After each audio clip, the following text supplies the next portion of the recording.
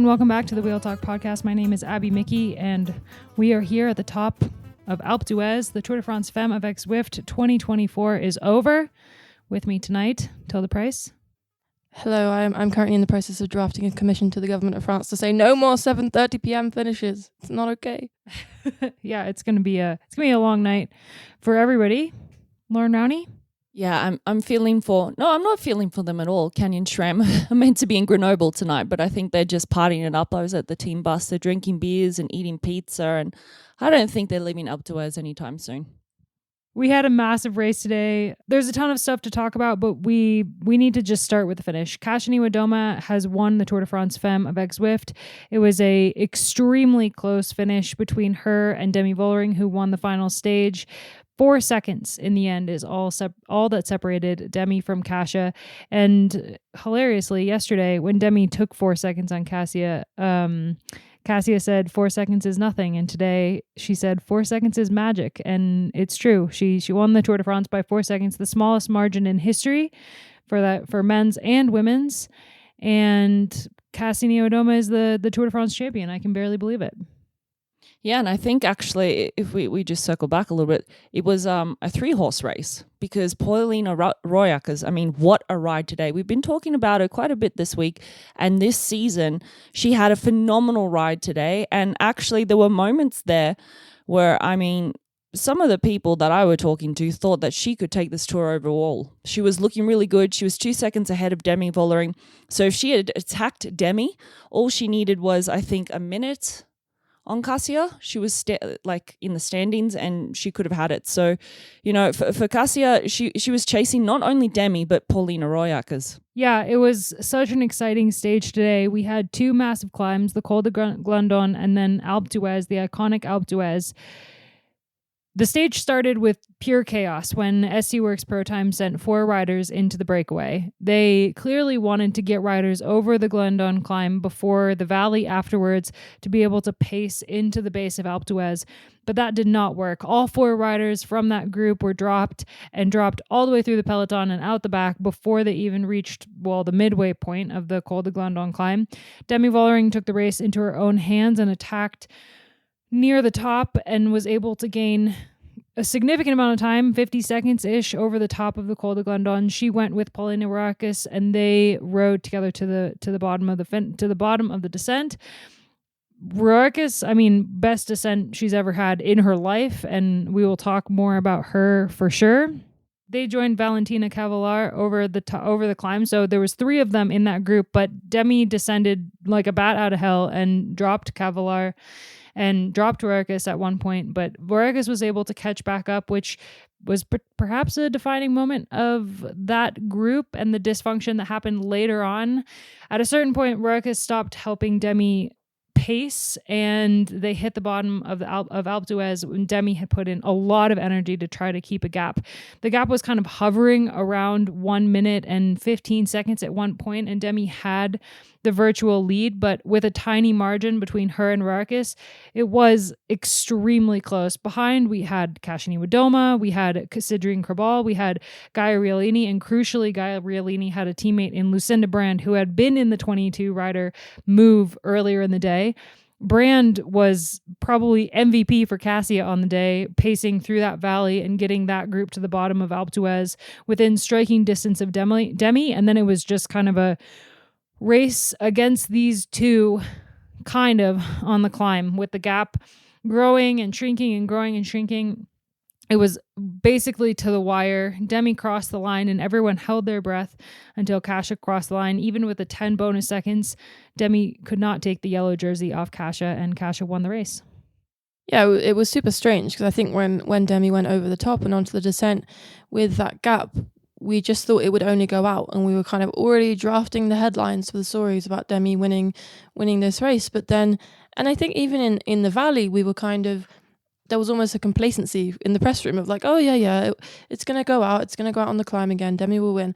And we all kind of looked up and it was like, the gap came down to 37 seconds at one point, and it was like, hang on, this is not going out, it's actually coming in quite significantly. And as you say, a lot of that was to do with Lucinda Brand. Like, it wasn't just Kasia. And then, yeah, I think amazingly on the hardest climb that the women's peloton have taken, or one of the hardest climbs that they've taken on in the last few years. Demi just could make no progress on Kasia at all, and part of that was that Royakas wasn't working with her, which Fenix Decanic justified, because she had pushed Royakas so hard on the descent that Royakas was just cooked, and if she'd contributed, then she wouldn't have had anything for the finish. And yeah, it was just not the Demi that we expected, and she has some soreness from that crash, but on any other day you would expect her to extend the gap on a climb like that against riders like that, but it just never ever happened, which was, I would say, very, very surprising to all of us. I don't know if I'm so surprised based on the week she's had, based on the year in a way. I mean, she's been really strong mentally this year to deal with all the shit that she's been going through on that team, honestly. And like this week, the stuff that they pulled was, I mean, the final straw, I think. I spoke to a partner briefly in the VIP the other day, and he said she'd been coping really well mentally. But I mean, deep down, you have to think like, it hasn't been really easy for Demi. I want to take anything away from Kasia. She had the ride of her life. But, I mean, you could just see it in her face. And towards the end there, she was falling apart. She was really falling apart. And for her to hold on and have only 4 seconds there at the end, you got to scratch your head and think, if we rewind all the way back, and I know you can't go ifs and ifs and ifs and this and that, but if her teammates had just waited, crash aside, she crashed. It happens in bike racing. But if they had waited and they had paced her and helped her get like a little bit of time back, would that have helped with just the mental strategy going into the rest of the week? That's just where my head is at. I mean, I think you're right. I think you're 100% right. Like Danny Stam is probably, well, hopefully feeling some regret now that he didn't send riders back to help Demi chase on the stage where she crashed. That was obviously the biggest loss of time for Demi. That just shouldn't have happened. She should have had multiple teammates there helping to pace her, and that's not normal. That's not something normal a team would do. Would leave their leader out to dry. I did speak with another DS whose rider went down in that crash, and they said, yeah, but none of our team went back for their team leader either, but their team leader wasn't in the yellow jersey. So it's comparing apples to cherries. So it was a really weird moment, and I think the team will be regretting it. But the person who really lost out because of those decisions is Demi, and it's something that's going to hurt for quite some time. 2 stage wins, and as she said, the best tour she's ever had, with a second and a third as well. It's not going to take the sting of losing the jersey away, at least not for a while. And Tilda asked her in the press conference about, the time loss and moments during this race, and she said, there are so many ifs. There are so many ifs. If she'd won the stage that Puck had won, that was, seconds. If she'd attacked sooner on stage 7, that was seconds. So 4 seconds is a small enough gap that Demi's going to be beating herself up about that for quite some time. Yeah, it was kind of difficult to see her so emotional in the press conference, and I don't think she is a rider that kind of rests on her laurels. I don't think she thought that she had this win in the bag when she started this race, but obviously she really, really wanted it, and for various reasons throughout her career there has been something in the way, whether that's when she was riding with Anna van der Breggen, or in the first tour where she just was not on the level of Annemiek van Vleuten. And I think she would have thought after her win last year that she kind of had a good few years of at least getting to go for the win coming up, but it just hasn't fallen that way this year, and it's especially hard for a rider who pins everything on this race. She doesn't do the Giro. She was not in the Vuelta this year. Oh no, she was in the Vuelta this year. She won the Vuelta this year. But anyway, she doesn't do the Giro. She's not thinking about other races so much. This is what her year is about, and I think one of the saddest things for me is that this is going to put a real dampener on her time with SD Worx, which up until this year has been hugely successful, and she did amazingly to kind of step into the shoes of Anna van der Breggen, and has been her protege in some ways. And she did build relationships with riders in the team like Misha Bredevold and Niamh Fisher-Black. They work really well together, but it's just really fallen apart. And I think it comes back to that day in the spring in Dwars-Vlaanderen when they put out a pretty bad statement about her in the middle of the race. And you know, I wouldn't be surprised if we don't even see her race for the team again this year, which I just think is a really, really sad way to end a very successful time for the greatest rider in the peloton right now. It's a valid point, and it's true. She really had her start on Park Hotel Valkenburg, but ST Worx was the team that really built her into the rider that we see today. And it was thanks to directors on that team and, you know, Anna van der Breggen that we have this incredible rider that we're watching be so inspiring at every race that she's at. So it is a huge disappointment that the relationship between Demi and the team will end on such a sour note. And yeah, I think that they will not. The real bummer is that the team won't beat themselves up about this loss as much as Demi will. This will be Demi's loss to bear but the team will always be able to turn around and focus on the next thing. And that's kind of the nature of teams, but this sport is an emotional one, even if you aren't as emotional as Demi Vollering. And teams need to support their riders, and in this situation that's not what we've seen. And I mean, if we look at the champion of the day, Kasia Niewiadoma and Canyon Shren, it's a complete opposite. That team, I had a really nice chat with Adam the DS after the race, and you know, they've believed in her from the start. They've backed her for years. She's been there since 2018, so 7 years on the team. And you know, it's always been Team Kasia. Like, they really get behind her, and she's had some years of ups and downs. And, you know, this year was the past 2 years, Adam said, she's just become this phenomenal rider, and they can see so much potential in her. And the whole team, like talking to the Swanee, they're really united as a team. Everyone gets behind everyone does their job. And they see that their generation team is one and the same as the professional team. So that says a lot about that team and, you know, the excitement around the bus. And it was just so joyful to stand there and watch it happening. And to see such a beautiful rider like Kasia take this win was huge. The emotion on the finish line from photographers, from reporters, from ex-riders. I mean, Annemiek van Vleuten was wiping tears out of her eyes because she just said this was fantastic racing. This was the best racing. Well, there was a lot of emotion on the finish line, and I managed to grab Iris Slappendal very quickly. All right, Iris, how was your day on the bike? It was amazing. Actually, it was really cool. It had everything. It had a really nice breakaway. We had a beautiful, super fucking hard climb. We saw everything happening on the Glandon. Then we had a crazy descent.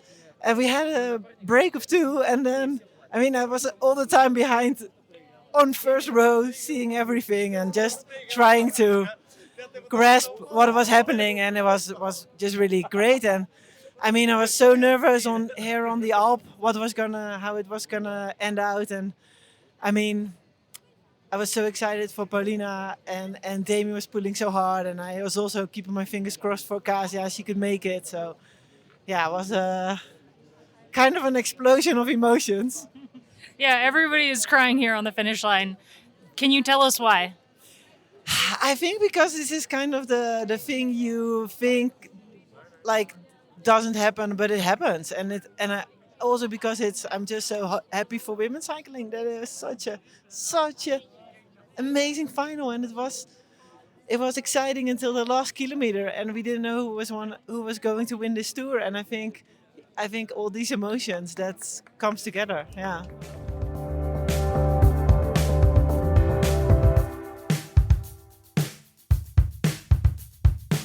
This win for Kasia is something that is a long time coming. I know right now there's a lot of but the crash, but in a year's time, no one is going to remember that Demi Vollering crashed while she was in the yellow jersey, except for the chaos that happened within the team afterwards. No one is going to say that Kasia won this yellow jersey because Demi crashed on that stage.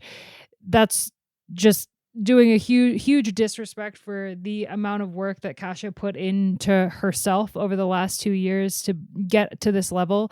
Let's not forget that she was an incredible rider earlier in her career and had basically 5 years of drought where she couldn't win a race. And in that 5 years, the peloton has grown exponentially. It's been every single year, it's been getting harder and harder to win races, but she was still able to come back and get to her highest level and win the Tour de France Femmes at 30 years old. It's just such an incredible accomplishment from her, and also, as Loren said, from her team. And her ride today was just something you couldn't have planned a better day for her. Yesterday at the end of the stage, people were criticizing how she rode the finale, how she was attacking. She didn't need to. What was she doing? She lost those 4 seconds. And yeah, it was a moment of Kasia doing Kasia things. But today, she did everything she needed to do. She didn't panic when Demi attacked and rode away. She didn't panic when the virtual yellow was on Demi's shoulders or even Paulina Rojas' shoulders. She rode her perfect race within herself. She made sure that she was staying calm and riding at her own pace on the climb. And that was exactly what she needed to do to keep yellow. And it was a very mature ride from Kasia, which she's often, riding with her heart, and riding with your heart can backfire more than riding, with your head.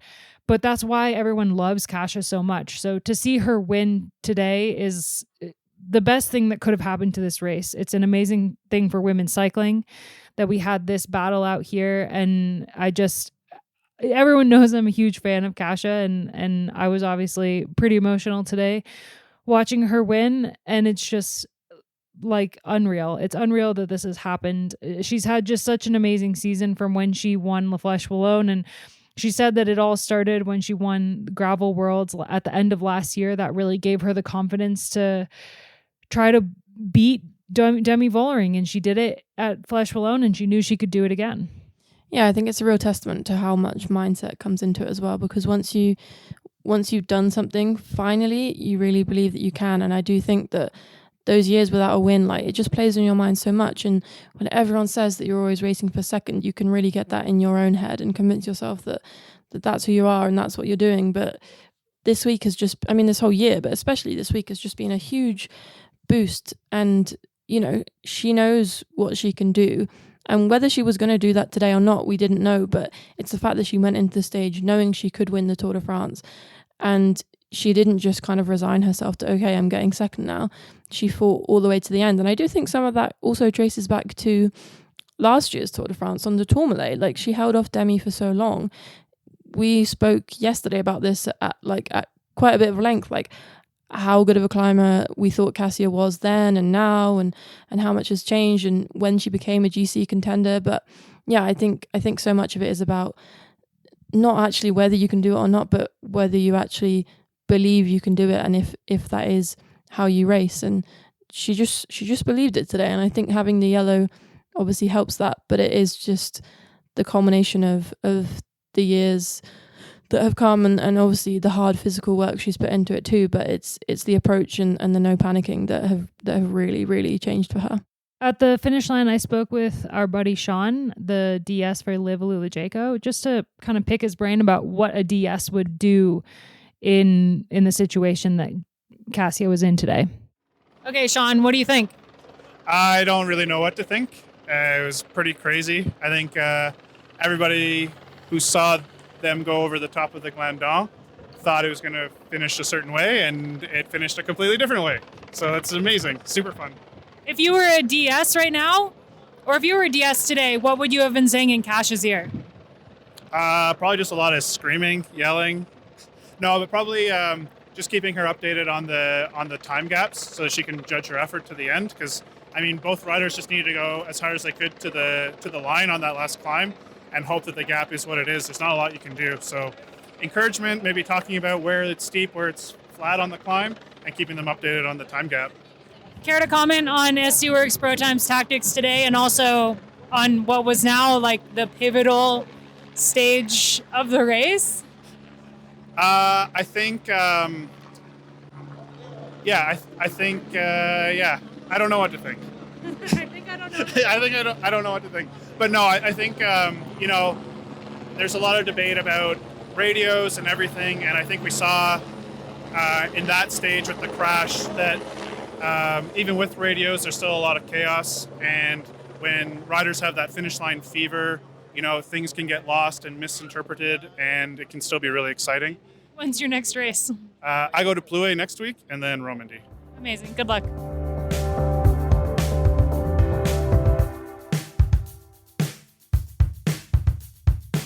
If there was one team that was as happy as Canyon SRAM today, it was FDJ-Suez. Avita Music had an incredible ride today. She finished third on the stage and fourth in the general classification, and it wasn't exactly what they were hoping for. They wanted a jersey, and they were pretty disappointed at the end of the time trial when Grace had that puncture, and there was a chance that she could have taken yellow. But they're walking away from this race just absolutely thrilled with how well Avita Music was able to perform. She's a rider that's only going to get better, I think. And taking third on this stage, this Queen stage, with so many friends and family around the team as a French team, was a huge accomplishment for them. And they were all just so happy. And I have a final audio diary that I actually got to get in person from Lea Curinier. Final audio diary. How are you feeling? The tour's over? Yeah, the tour is over. I feel really proud. We're riding really well this week. So yeah, I'm just super happy of the team, and yeah, I'm just proud. Okay, so what do you do tonight? I think we will do a good party. We can celebrate a good race of Evita, and all the team finished this Tour de France. So yeah, now we are looking forward for just past a good moment with the team and staff and everyone. Your whole family is here. How's that been? Yeah, that's super nice. I saw them 2K before the finish, and I was really chicken skin, so that was super nice and gave me an extra motivation until the finish line. So yeah, I'm just super happy. What was your favorite part of this tour? I think today, I would say, even if it was the most hard stage, I think that was.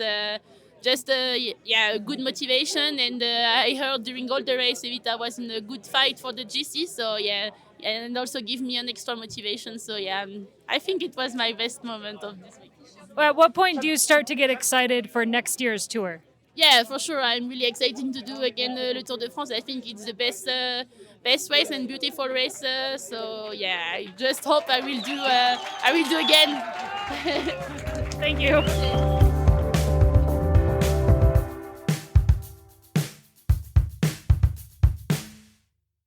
Avita was fourth on GC, but Paulina Rojas managed to pull off third in the general classification after just a phenomenal ride today. And I think the thing to talk about with her is her descent, because we had talked yesterday about how she was, in theory, a contender, but that the descent was going to be a challenge for her, especially with the weather conditions. She got pretty lucky because the rain stopped and the roads dried up a little bit, and she was able to descend within a distance of Vollering that she was able to get back to Vollering after she dropped out a little bit.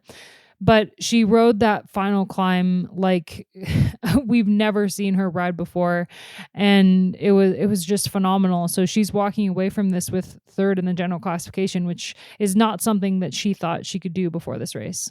Yeah, I mean, this is the piece I'm writing this evening, is about we're kind of surprised, and I think she is too, but why? Because she was fourth at the Giro, she was ninth in the Vuelta.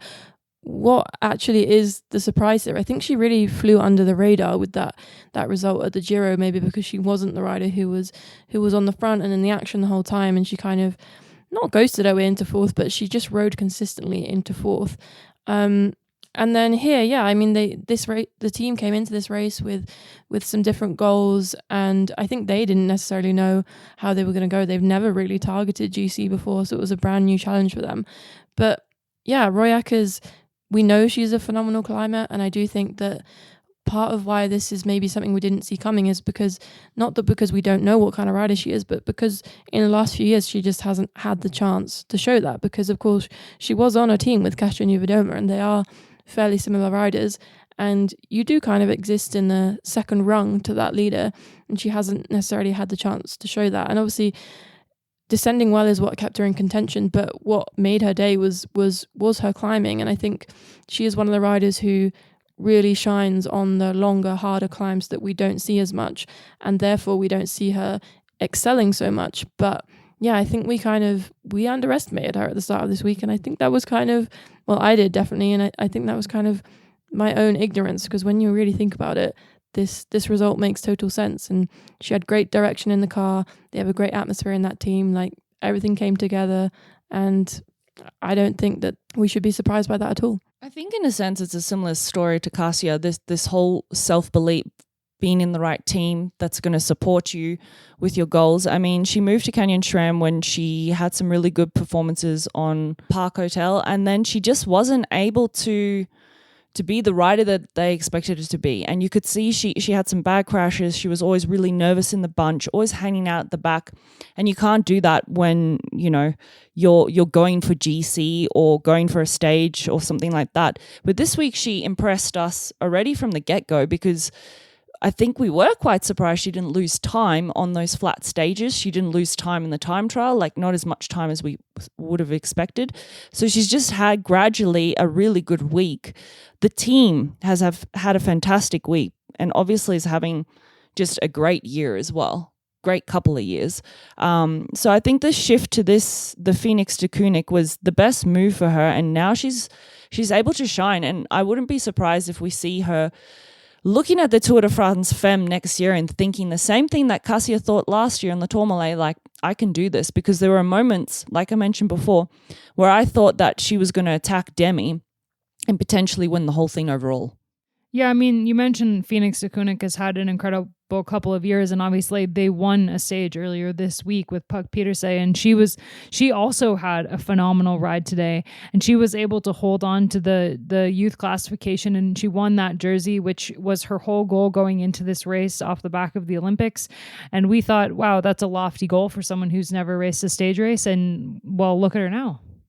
Yeah, I mean, that is just unreal. Like, that is the result of the race, I think, in terms of punching above your weight. Like, no normal rider should be able to come into their first ever stage race and race so consistently as to take the young rider's jersey. I think she said after stage that she thought, you know, she wanted to be a competitor there with Shirin and Femme, and obviously Femme Van Empel kind of dropped away earlier, and Shirin has maybe not been on the level that she wanted to be, or she was last year. But it's just astonishing the way that Puck stepped into the unknown with, like, she's never raced these kind of climbs. I mean, she's never raced 2 days back to back, like, maybe apart from Mountain Bike Worlds where they have racing double day back to back, but like, it's just completely unreal. And I think we already thought she was a generational talent, but I think this just really underlines it. Like, she is a freak of nature, and I don't think she has any plans to stop mountain biking anytime soon. So we're gonna have to kind of take it where we can with her on the road, but it's clear that she has a big future here if she wants it, or she has a big future on the mountain bike if she wants it, or she can combine both. But she is kind of, perhaps the most talented female rider there is right now. I mean, there are some other notable performances today. You touched on it before. Lucinda Brand had a fantastic day, put herself out there in the break, got over that awful Category 1 climb, Col de Glandon, managed to pull back a bunch of time on Demi Vollering, and then with such a great climb up Alpe d'Huez, she actually moved herself up into 8th position on GC, which is phenomenal. I mean, if you followed Lucinda's career, she has done really well previously in the Giro. I think 2015 was one of her most exceptional years there, where she won multiple stages. And then Talita de Jong ended up 10th on GC, and Australian, shout out to Sarah Gigante, who had a great day and moved herself up into 7th on GC. We have a Sarah Gigante audio diary. It's a good one. Hi, Abby and Escape Collective. Coming to you from the top of Alpe d'Huez. That was an epic stage. So hard. So I think, let's see on my Strava, 162 kilometers, 5 hours, and nearly 4,000 meters of climbing. So definitely the hardest race I've done in terms of elevation gain and distance combined. And it was actually on from the gun. So even before the first official climb, which was a Category 2 climb, 30 Ks into the race, there was just they just looked like tiny little speed bumps on the profile because they were so outweighed by the two mountains. But they were actually quite painful. So it was good that we had a 14-kilometer neutral to warm up. But then again, we weren't warming up because it was cold. So in the end, it was just a hard day. the whole time. And yeah, and another awesome day. After yesterday, Justine taking the stage win after such great teamwork by everyone. Today was another super great day, like great vibes. Everyone was on fire. The team worked so well together. Justine got in the early breakaway and just made sure that she'd be safe in the QOM classification. So she took full points over that category 2. And then, yeah, we caught her on Gladon, the HC climb that came first, and it was actually the harder of the two.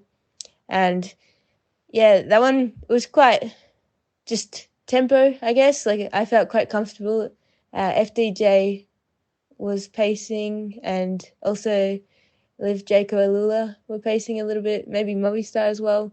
So yeah, it was pretty chill, just gradual attrition until Demi attacked with a few kilometers to go after Niamh Fisher-Black did a great pace for her. So yeah, then it was on Demi and Paulina and also Valentina Cavalla, who had attacked earlier. They were the 3 out front, and then I was next across the top with Cassia in the yellow jersey and Evita Music, Guy Raylini and Lucinda Brand. Lucinda had been in the breakaway. Unfortunately for me, on the descent, I switched places with Cedrine Cabal and Niamh Fisher-Black. So they were dropped on the climb and then came back on the descent, and I managed to drop myself on the descent. So that was my disappointment for today. But yeah, kept fighting all the way. I was in no man's land in the valley. There was 14 kilometers of flat between the two, the end of the descent and then the start of Alpe d'Huez. So at first I was time trialing, and then Yolene, my DS in the car, said there's a group coming, so just wait. So it was a bit sad to just sit up knowing that the race was going up the road, but it was better than wasting energy, or even more energy. So I sat up, waited for that group, and then like the nice person I am, as soon as we got to the bottom of Alpe d'Huez, then I attacked full gas at like 500 watts. So not great pacing plan, but I knew it was the steepest part, and I was going for top 10 on GC, and some of those riders were a couple of minutes up on me on GC, so I needed to make the most of the hard climb. And yeah, I ended up 7th on GC and 8th on the stage, so very happy with that. If you told me at the start of the week that we'd come away with the QOM classification, a stage win, maybe 3 most combative prizes. Julie got a Tissot watch as well for winning a bonus GC sprint.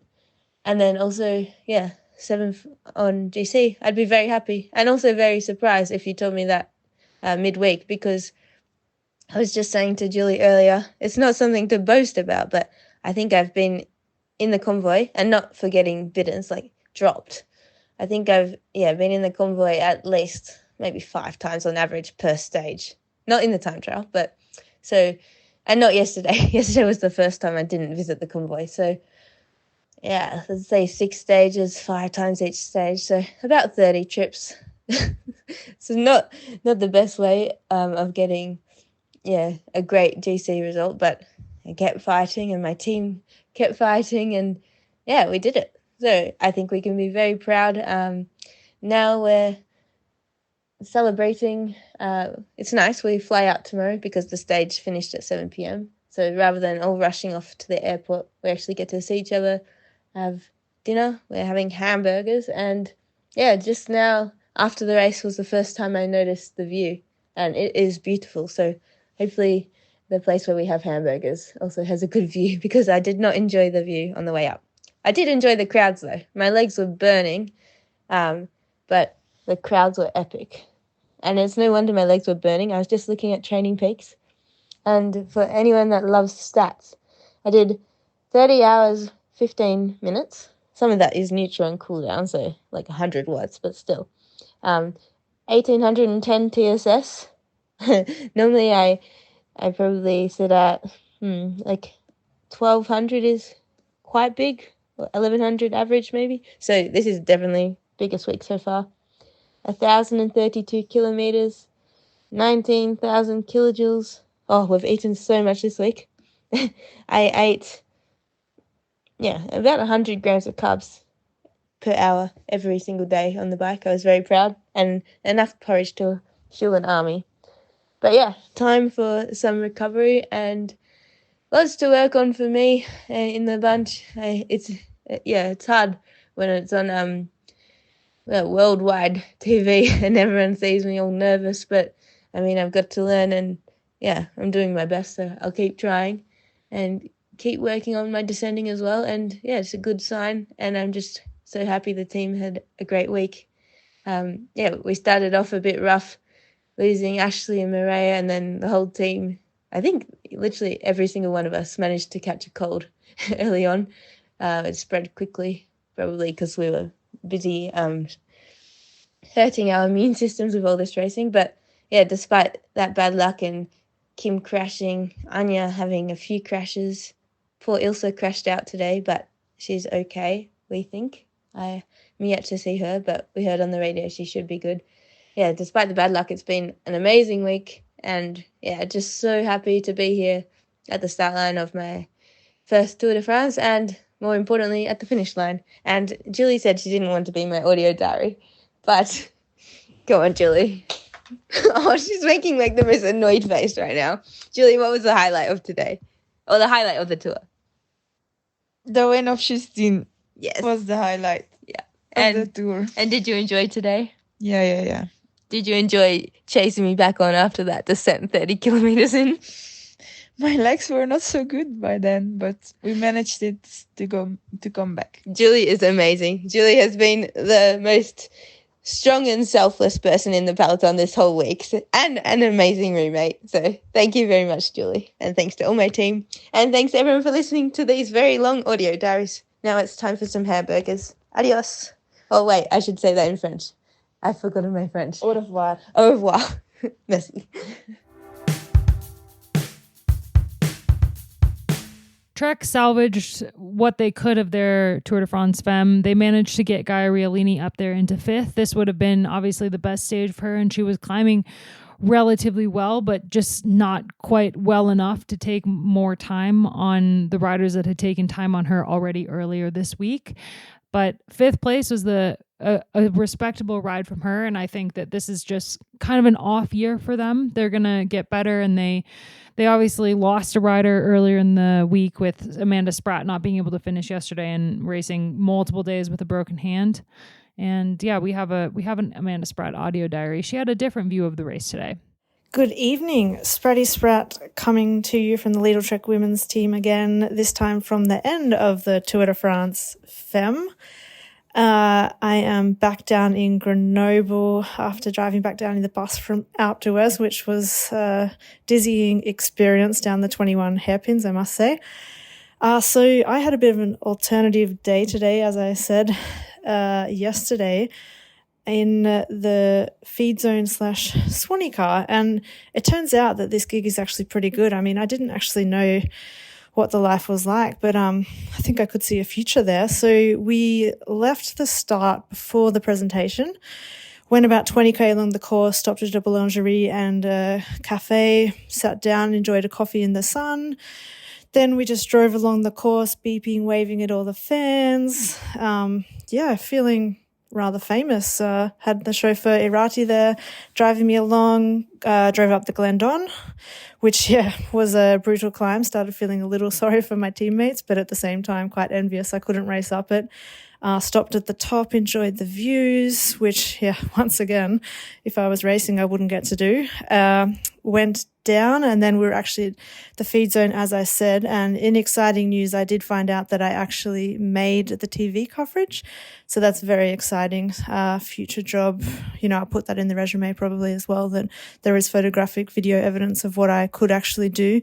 Got away 3 biddens, none dropped. So I'd say it was personally a very successful day, and I'd say one of the highlights of my Tour de France, if I have to think of highlights. Overall it was, what an exciting day. I think you couldn't ask for a more exciting final stage for the Tour de France, with the top 10 split by a minute and a half, I think it was. And what an epic battle. I was really, really proud of our team. Lucinda got in the early break, which I knew she was motivated for that.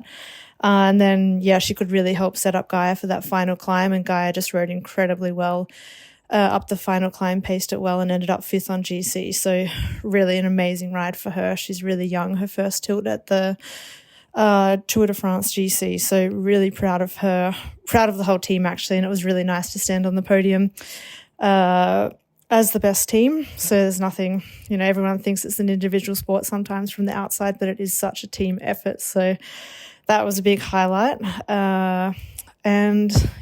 So we've had some pizza at the bus and just arrived at the hotel, going to have some drinks and dinner, and then my broken hand and I will head back home tomorrow. So thanks for tuning in. Ciao, ciao, and see you next year.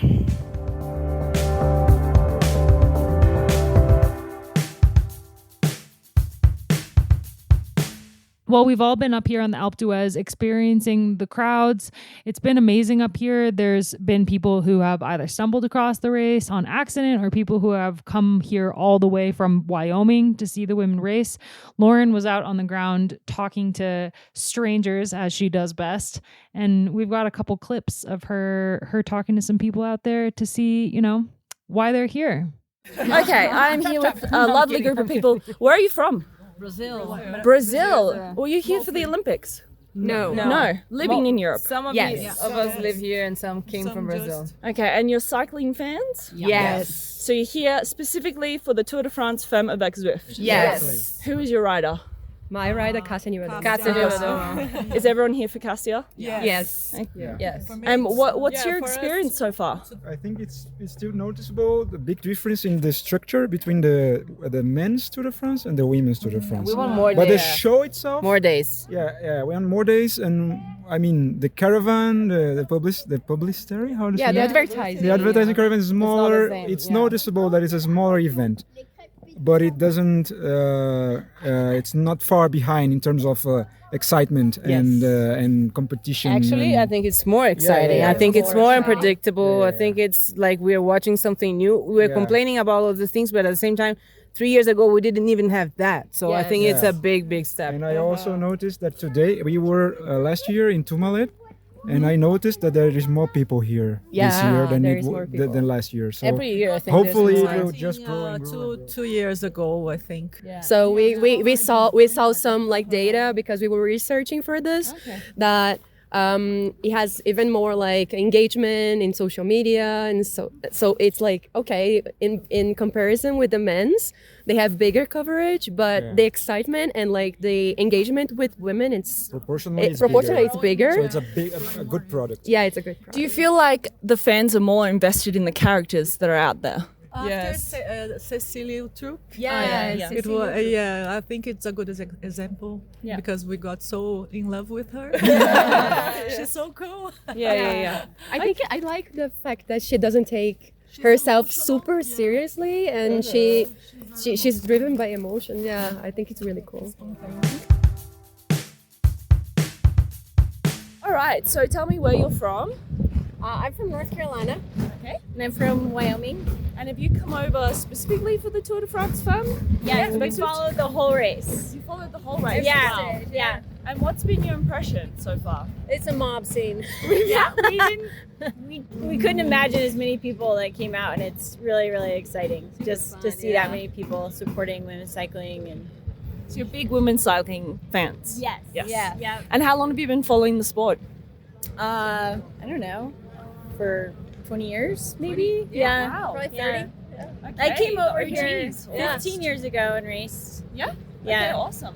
So I guess for you, you've seen the whole growth and development of the sport. Yeah. How does it make you feel as a woman? Pretty amazing, because when I came over to race, some of these women were Mariana Voss was just starting out.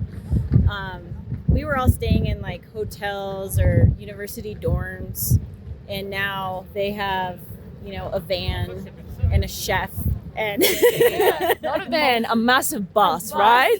Yeah. So it's really cool to see that they're getting that treatment, and it's taken a lot more seriously.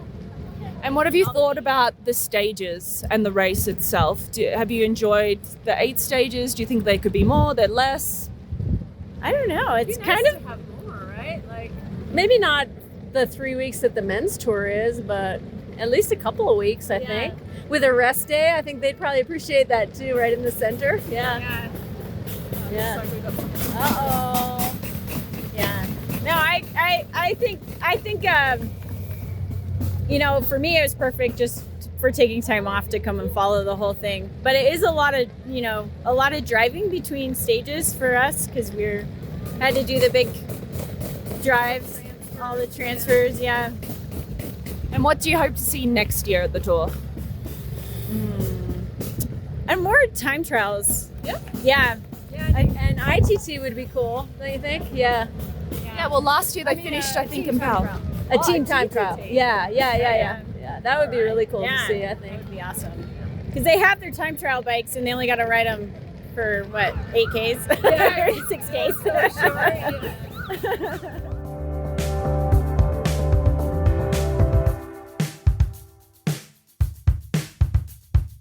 Well, we have so much more to talk about, but we're going to wrap up this episode with an audio diary from Niamh Fisher-Black, and we will be back to talk about, even more stuff. I think much like Kashani-Wadoma, we need to let this race sink in a little bit, and I'm sure we'll have more to say. It's been an incredible week making these podcasts for you all, and we're just thrilled to be here at this race. A massive thank you to Tilda and to Loren for being my co-hosts this week. It's been just, a dream come true to be on the ground at the Tour de France Femmes and making this podcast. Thank you so much to everyone who's listening. We've gotten some amazing messages, and even to everybody who's stopped us on the side of the road to tell us that they love the podcast. It's more than I could have dreamed of when I started this podcast. And I can't thank everyone enough for the support. We'll be back next week, hopefully with Gracie, because I can't wait to hear what she has to say. Here's Niamh Fisher-Black to close out the episode. Hey, just a quick one from me because I'm dipping away from a sponsor dinner, which is going very late, the formalities. And we just finished the Tour de France Femmes, my first ever Tour de France Femmes. So it's been a pretty surreal week. I'm really proud to have gone through it because it's been my hardest week on the bike for sure. We were just sitting at the table comparing Training Peaks data, and it's been huge, really, really huge. And that's the part you don't see, I think. And I think it just shows how the level of women's cycling is just lifting so much. And with these with events like the Tour de France, it's just like this extra challenge, So it's super cool, actually. And as a team, we didn't achieve the goal that we came for, I guess. We wanted yellow. I think there was no lie. But we came really close. 4 seconds is not much on the end of the day, and it's painful to lose by that. Sure, I can see it's also painful for Damien, painful for the team. But I'm proud of how we tried, I guess. And we rode really well together as a team. I've never felt like such a unit with the team. The first few days this week, so good. And then, we got through adversity with the crash and everything. It wasn't ideal.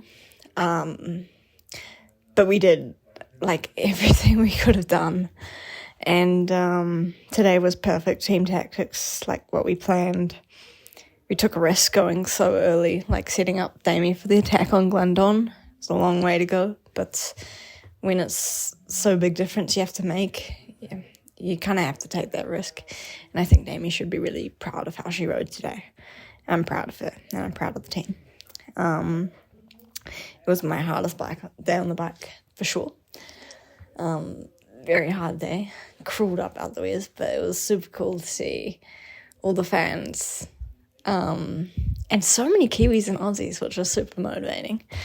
And as I say, it's been an up and down week. I'm tired, physically and mentally, and ready for a little bit of a break. From everything, from the buzz of it all. Go back home and just chill out. Try avoid social media a little bit because I've really noticed there's a lot of, obviously, yeah, I mean, this is in the eye of the world. There's a lot of scrutiny on this race and a lot of scrutiny on our team, I think. But as I say, I'm proud of how we rode this week. And yeah, I mean, shit happens in any kind of bike race. It's part of the sport.